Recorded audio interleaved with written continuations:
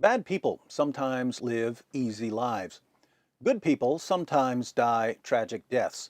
But what happens when a man who claims to speak for God dies in precisely the way God says he'll die if he invents a false revelation? Let's find out.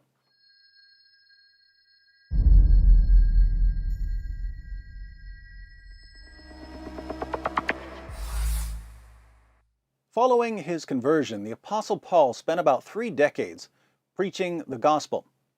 During that time, there were numerous plots to kill him. The Romans eventually succeeded in the mid-60s AD.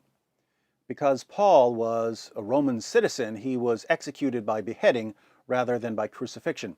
Since Paul had been preaching to the Roman soldiers and leaders, his martyrdom served as a witness to the very people who executed him.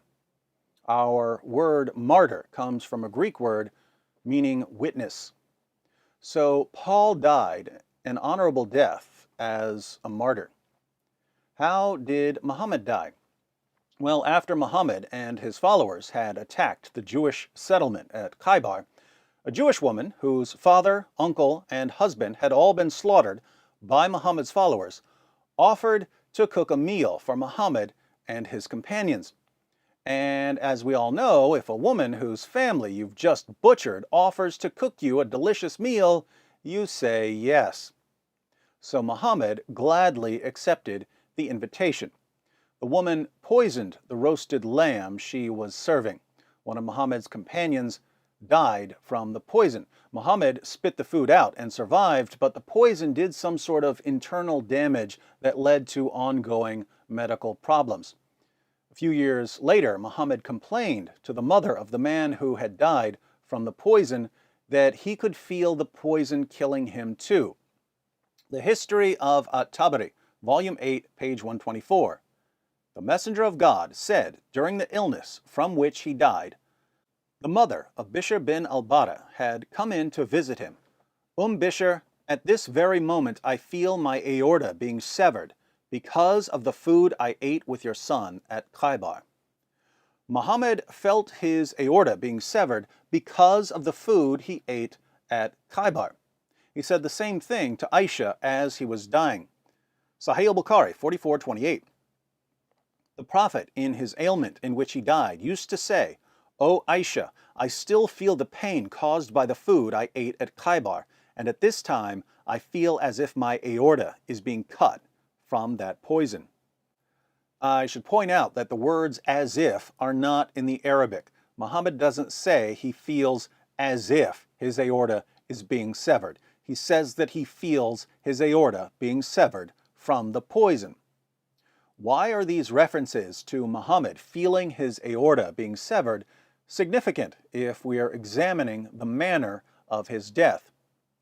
Well, in the Quran, Allah tells us how he would kill Muhammad if Muhammad ever forged a revelation.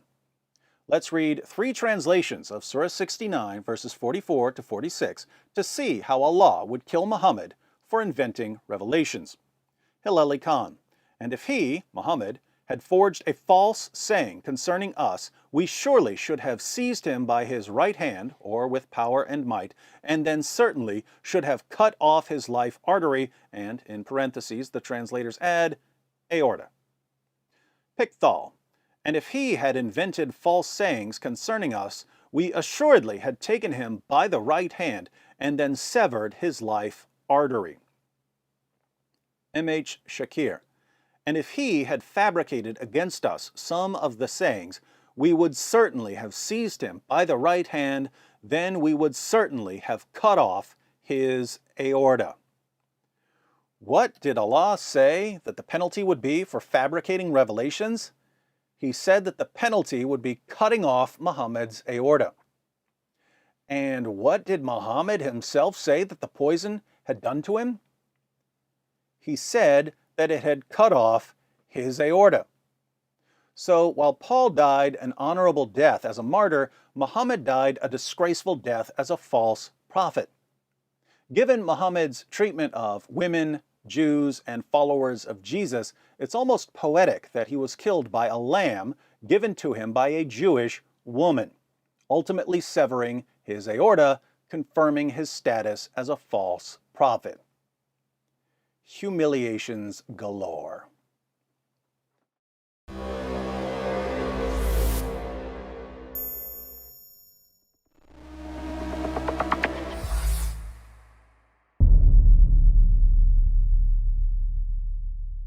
Hi everyone, thanks for watching. In case you stumbled upon this video while browsing or searching, I wanted to let you know that it's part of a series comparing Paul and Muhammad. So if you'd like to see the full series, be sure to click on the playlist. If you're already in the playlist, you're about to see that the Quran affirms the reliability of Paul, but Paul condemns Muhammad.